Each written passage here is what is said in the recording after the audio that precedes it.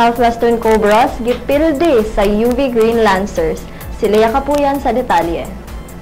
Nagmadaugon ang University of the Visayas Green Lancers batok sa Southwestern University Cobras 55-48 kagahapon sa kulbahinam nga duwa sa CISAFI Basketball Season 15. Sikit ang duwa sa duha ka mga kupunan sa unang quarter, diin milabaw ang Green Lancers og duha ka puntos paghuman niini. Sa ikaduhang quarter, misikad ang Cobras aron tapuson ang first half sa score nga 32-24 pabor sa Cobras. Nagpabiling sikit ang duwa kutob sa tunga-tunga nga bahin sa ikatulong quarter apan mipasikad ang Green Lancers aron tapuson ang ikatulong quarter sa score nga 45-38 pabor nila.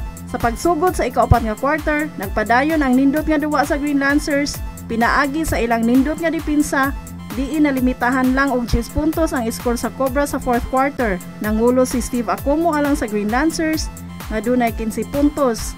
Samtang sila si John Manso may score og 10 puntos ug si Ray Suerte mihatag og 8 puntos. Sa high school, gipildi sa University of San Jose Recoletos Baby Jaguars ang Cebu Eastern College Dragons 59-55. Matanaw ang CISAFI Basketball Season 15 matag Martes, Huwebes, Sabado ug Domingo live sa cisafi.sunstar.com.ph/live o sa www.sunstar.com.ph.